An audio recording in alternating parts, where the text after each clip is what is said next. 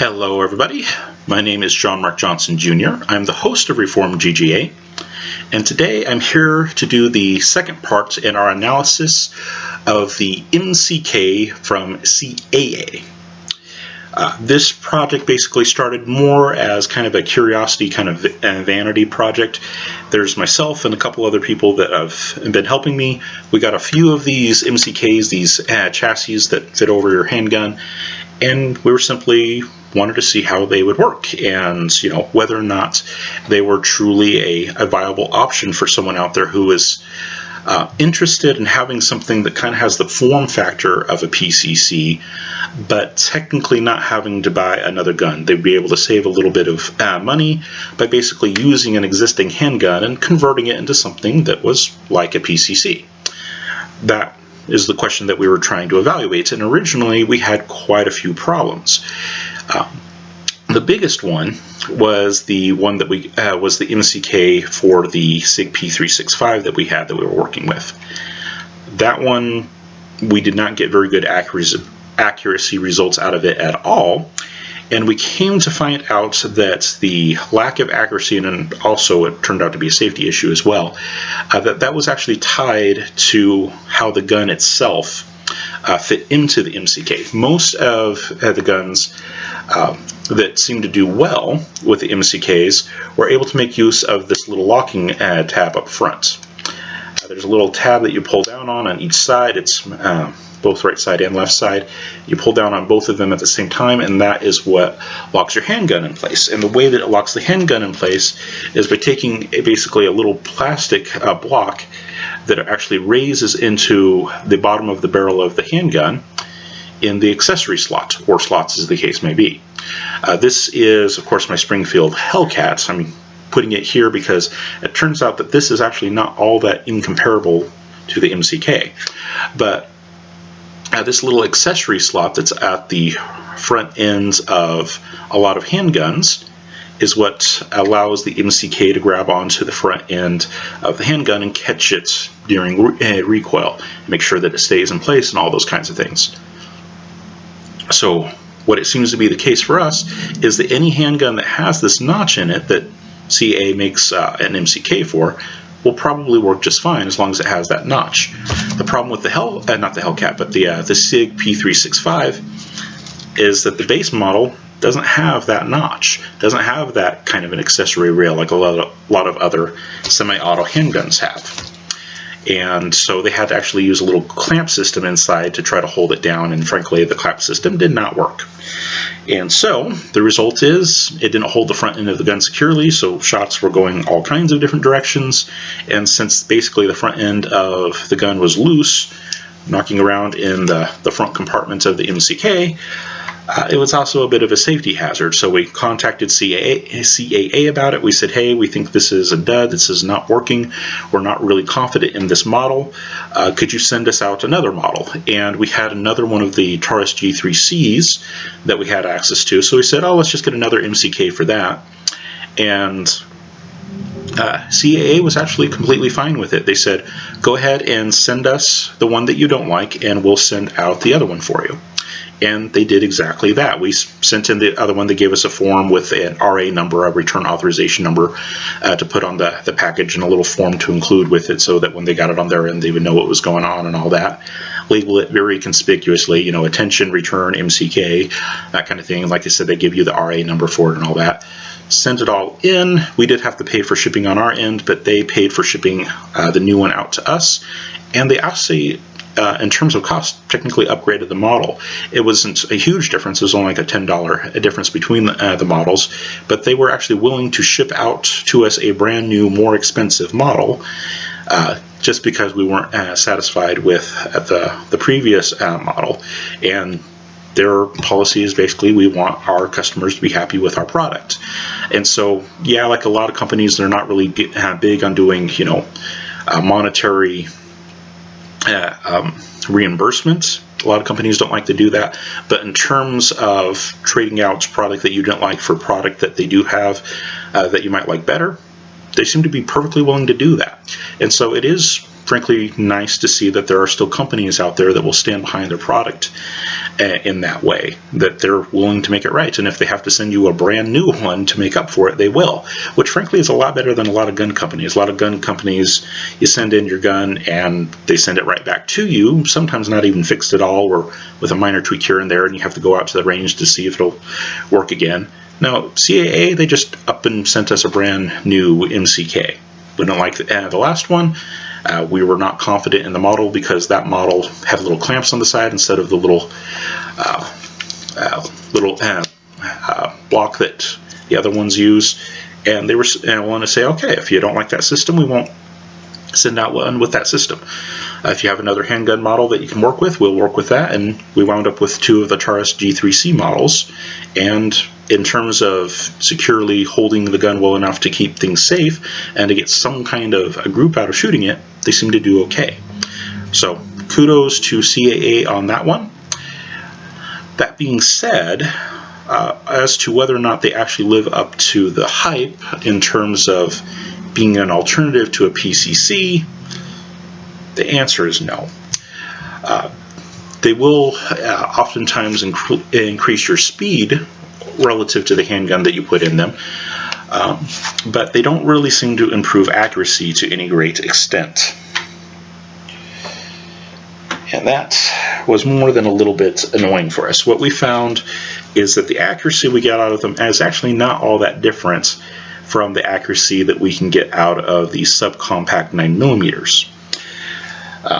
Just to show you what I can do with mine, here on the left-hand side is basically half of a group that I shot out of my little Hellcat at 25 yards. And so over here on the left-hand side, you see the first shot was within about an inch and a half of center. The second shot I was going too fast, and so it shot a little bit wild. Still on the 8-inch target, but it was a little bit wild. The next 2 shots, though, I shot on a different targets, a couple on this one, a couple on a different one. And so the other part of the group is over here again on my left-hand side, and both of these shots were within an inch and a half of the center of the target. So overall, excluding flyers because I was going too fast, my Hellcat will give me about a 3-inch group at 25 yards, and roughly center. So not bad at all. The MCK, on the other hand, it's weird, to say the least, when it comes to accuracy. This was shot on the same day, same kind of environmental conditions, same shooter, and even same ammunitions were in play. The only difference was the platform, of course. To start off with, I was shooting a Wolf group, the copper-plated stuff that's both copper-plated on the projectile and the casing. I started out with the Wolf, and the first group that I got was really strange. It's this group that's down here. And the reason why I say it's really strange is because the previous time that I had taken it out shooting, it seemed to be shooting relatively center for me. And so that's fine, within 25 yards, I could always at least keep it on an 8-inch target. When I rested it on a bag and shot for groups, the very first group that I got was this low one, that, especially with this flare down here, is fairly large. That was really disconcerting to me, because like I said, the previous time that I had it out shooting, when I was just shooting it offhand, and by the way, for those of you who may not know, when you shoot a gun offhand, it means that your hand is the rest for the gun. You're shooting it off of your hands. So if you're shooting standing unsupported, which I was, that would be offhand shooting.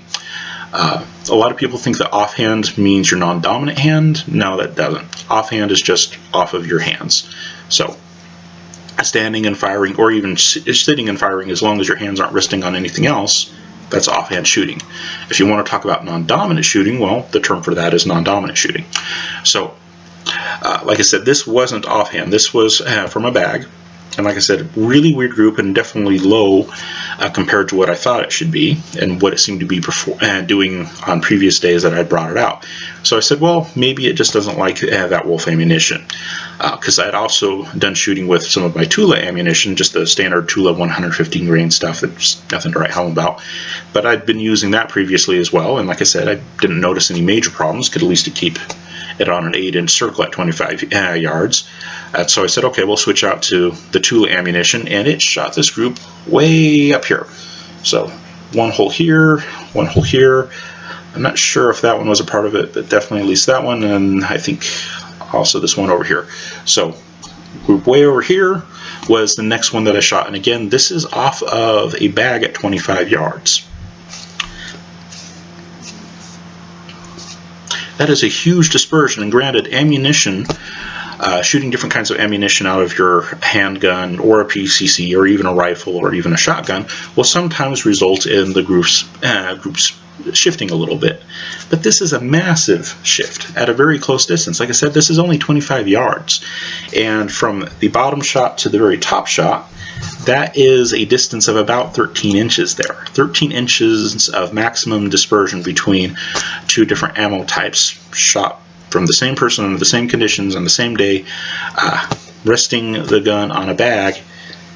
That is a huge, huge dispersion. And so that had me really concerned. You know, one ammo is way too low, the other ammo is way too high. I don't remember having problems with this the last time I was shooting with it. And I thought, well, you know, last time I was shooting offhand, I wasn't resting it, so maybe I should do that. And that's where the two center groups come from. This one that is more centered was the Tula. That turns out to be the one that it was actually zeroed for. And you can see that for the most part it's a pretty decent group. Not as small as I would expect of a standard PCC for, like, for example, a Streebog or a CZ Scorpion or something like that. I can usually get a group, even with relatively poor ammunition like this, I can usually get a group at 25 yards that's somewhere between 1/2 inch and 1.5 inches in diameter.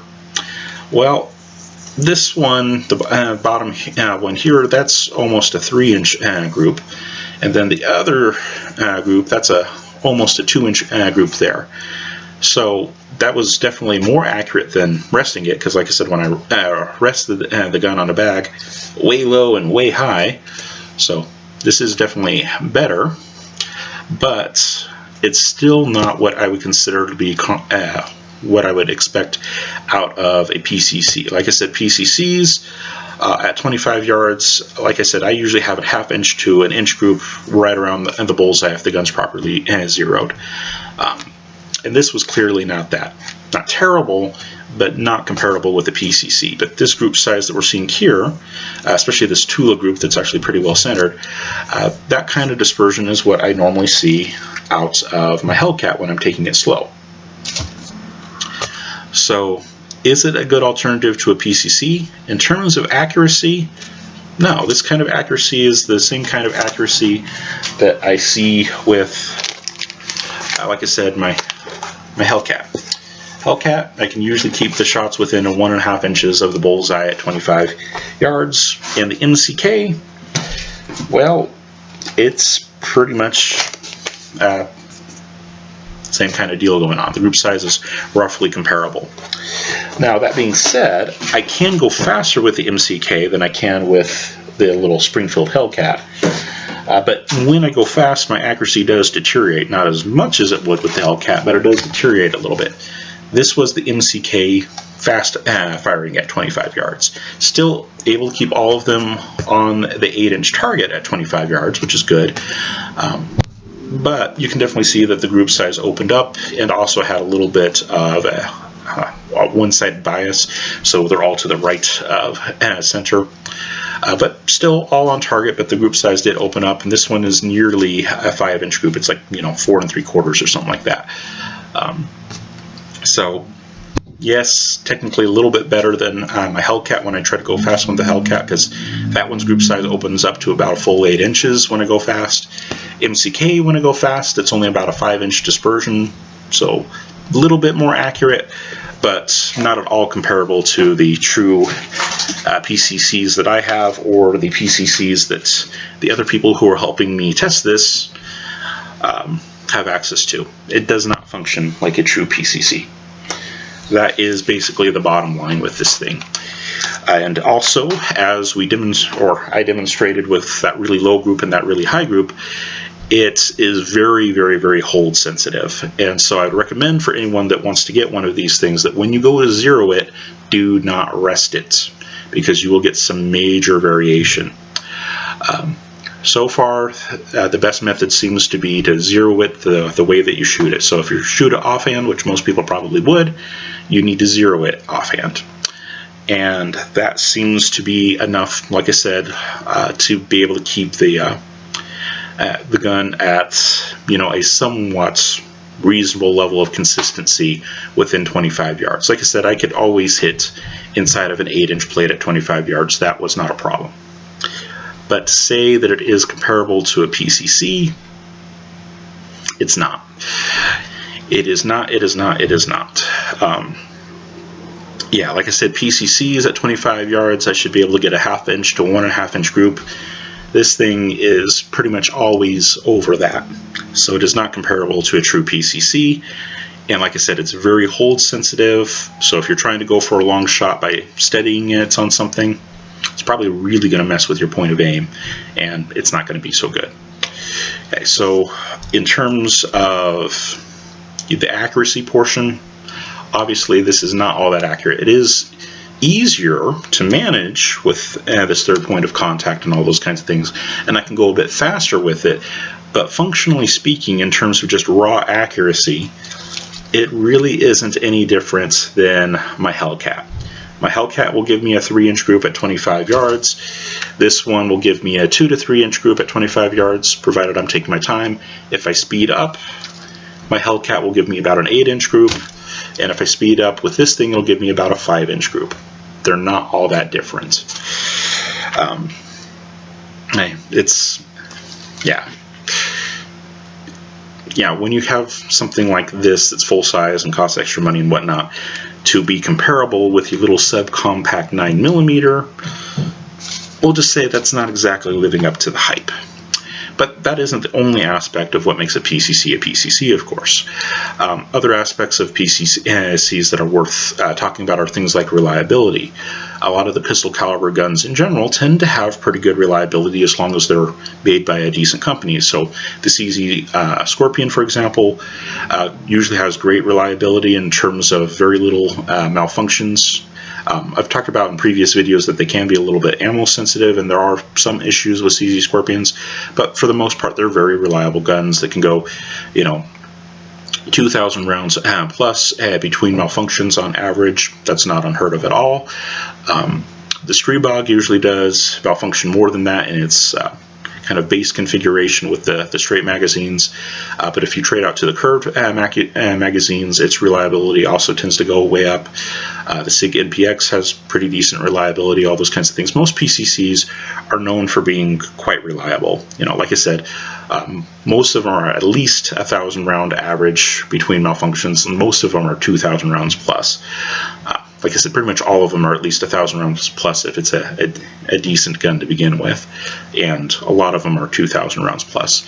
And our interaction with these things in terms of reliability has actually been very good. Now that does need to be said that we did take some preemptive steps to ensure that these things would be accurate as possible. That is, we used guns that had good, strong rightward ejection to begin with, and we also left this ejection port area clear. You'll see that the red dot on mine is mounted forward of the ejection port to make sure that it doesn't interfere with anything. And on the other MCKs that we had, we also either mounted the red dot forward for the person who had the red dot, or if they had the iron sights, they were of course attached to the gun at the very rear and at the very front, so still staying completely clear of that ejection port area. And we haven't had any reliability issues from them in that regard. Yeah, none of the current MCKs that we have had any kind of notable hiccups with reliability. Accuracy, yes, and I just showed you some of the accuracy problems. Very hold sensitive, very, very hold sensitive. But in terms of reliability, as long as the base gun is reliable and you have an accessory rail for the front of the MCK tabs to lock into, it seems to be reliable enough to do anything with it that we wanted to do. So, are they reliable like PCCs? Yeah, I would say that they are. Like I said, as long as you're dealing with a handgun that has that notch cut in it, they seem to be quite reliable, you know, make sure it's a gun that's going to be able to lock up securely and keep that ejection port area clear, and they seem like they run just fine. So reliability is a go. The big disadvantage is the accuracy. Like I said, the accuracy is just, it's really rather disappointing in that not only does it not live up to the standard of a PCC, because like I said, PCC is a 1/2 inch to 1.5 inch is at 25 yards. Not only does it not live up to that, but it's really more comparable to slow fire with a subcompact 9mm, which is not what anyone would usually pick as being their most accurate gun. Faster, yes, than a handgun, but not more accurate, unfortunately. And then also in terms of accuracy, it does need to be noted that one of the G3C models, we actually had a real tough time getting it zeroed, and it still isn't completely properly zeroed. The problem with it is initially it was shooting way low with the iron sights. And so what we actually wound up having to do was put a riser on the back sight to get the elevation up to where we needed it to be. And even that now, it's actually aimed a little too high because the riser is just a little too high for it. So it's still not super accurate in terms of point of aim, point of impact, but it's at least workable now. It used to be like a couple of foot below the point of aim, at least depending on how far out you're going. And now it's like 6 inches or so above whatever your point of aim is, depending on the distance you're at. So that was a little bit disappointing as well, but at least it seems to be fairly consistent, if not hard to manage. So in terms of takeaways from this video, I'm going to do another video in the future on how to set up the MCK and what that looks like and all those kinds of things. But takeaways from this video is that CAA is willing to stand behind their product, which is good. The product itself tends to be very hold sensitive, and because of that you can get some major vertical variation if you're going to rest the chassis on anything. So do not fire it from a rest. Do not put it on a beanbag or anything like that. Fire it offhand. Basically zero it like you would shoot it, and you won't get as much of that dispersion.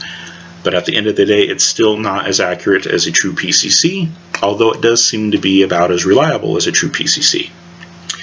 So at the end of the day, where does this fit in terms of philosophy of use? A lot of people think of this as, you know, their truck gun accessory. That carry my handgun on my hip, and if something happens where I need a little bit more stability, I just grab this and put my handgun in it and off to the races. I'm going to say that that's a no. Okay, what we've seen here is that the handguns, at least under slow fire, are, you know, just as accurate, if not more, than putting it in the MCK. And the problem is that if you go to rest it on anything, if you're trying to get that long shot that you normally couldn't get offhand, well, you rest this thing on anything, it is wildly hold sensitive. And you know, like I said, I got a 13-inch dispersion at 25 yards resting it on something. And so the idea that it'd be a suitable truck gun just really isn't there. The idea that this is going to be your emergency gun that you're going to have traveling with you and all those kinds of things, it's not really a good philosophy of use. This doesn't mean that it doesn't have any serious applications whatsoever, but like I said, it is definitely limited by its accuracy. It's comparable with a slow, a subcompact 9mm that's being fired fairly slowly. Of course, you can do it faster with the MCK because you don't have the recoil mitigation to worry about like you do on a handgun. So it is faster, but the accuracy is not a great improvement. On, I believe it was the CAA website, when I was first looking at these things, they had a little blurb on there that said that these things were accurate out to 200 yards. And granted, if your target is big enough, it might be accurate out to 200 yards, but in terms of what I would consider to be a reasonably sized target, no. I would say inside of 25 yards, maybe you could stretch it out to 50 if you really know the gun and you have a very consistent hold on it and whatnot. But I'm going to go ahead and say that that is more than a little optimistic on CAA. on CAA's part. Now, this is not a long distance gun, and like I said, the idea that you'd be able to use it as a truck gun for occasions where you need more distance is highly optimistic in this thing. So in terms of serious applications, I would say that it is something that could help someone who perhaps is very recoil sensitive, that, you know, a small snappy gun like this they might not be able to use, not meaning that the gun is inaccurate, but that they themselves, because of the recoil sensitivity, are inaccurate. They could put it in something like this and they would functionally be able to be a lot better if indeed they are super recoil sensitive. So there is that kind of an application to it, and also it of course does come with a little mag well on the front, so you get relatively fast mag changes out of it that way, so that is a bonus. And like I said, in terms of reliability, it seems to be just fine. We haven't had any problems with ours. We keep the ejection ports open. The handguns that we put in them are ones with fairly strong right-hand ejection to begin with, you know. And so reliability is there, you know, having that extra mag well there is good and helpful. But like I said, just the accuracy is not great, so outdoor usage, you know, for serious use is not really where these things are going to shine. What I think it will be best for is people who are very recoil sensitive, that just cannot get accurate shots with a typical handgun to save their life. They can put their handgun in this and they'll actually be able to get reasonably accurate handgun shots, because that's what it is. It's just a handgun in a chassis. They'll be able to get reasonably accurate shots within more like room clearing distances. So for me, I would say that if you're going to use this thing for serious use, and like I said, it's reliable enough for serious use, of course make sure you get the one that has the pull down tabs instead of the little side locking piece. Basically make sure that the gun that you have has that little notch at the front. As long as you do that, it'll be, you know, decently good lockup and decently reliable as long as the gun that you start with is decently reliable and has strong right side ejection, keep your ejection port clear of anything. As long as you do that, it's going to be reliable enough, but your range is definitely going to be limited. Like I said, maximum dispersion at 25 yards of 13 inches. Resting it, that's a really big dispersion. That's not exactly a precision shooter. So yeah, like I said, room clearing distances, it's probably going to be fine. Much more than that, not so good. So like I said, terrible truck gun, but as a way to take your handgun that you're awful with, if you're someone who has a lot of recoil sensitivity, and turn it into something that would be usable inside your home or something like that, it is doable. Okay. But more than anything else, our general conclusion is that they're plinking guns at relatively close distances with relatively large targets. That is where we see the main value in these things are being. They're a way to do something a little bit more fun and out of the ordinary with a handgun, which, like I said, is especially good for people who are very recoil sensitive. So yeah, is it possible use for serious use? Yes, but we would say more CQB serious use, not distance, because like I said, there's not enough accuracy there. There's just so much variability in how they're hold sensitive that you don't want to go with that. But could they be beneficial in CQB environment? They could. Is that what we would recommend? No, we wouldn't. All of our conclusions are that, you know, go around the table and ask, okay, so what is your go-to gun for a CQB environment? And none of us had the MCK as our go-to. And most of that is because we have other guns that we'd use for CQB. I have my AK or my CZ Scorpion. Other people would have, say, the Strebog or their little shorty AK, or maybe an AR-15 or something like that, or even, you know, a nice 1911 with a good trigger pull. Would probably make a better CQB gun than this, as long as you're proficient with it. If you're someone who's really recoil sensitive, you know, the 1911 is probably not a good choice, but there's plenty of people that can operate a 1911 at CQB distances at speed well enough that would at least be comparable with something like this. So is it possible to use this gun that way? Or this gun accessory, I should say, in that way? Yes, but like I said, there's other things that are going to be better.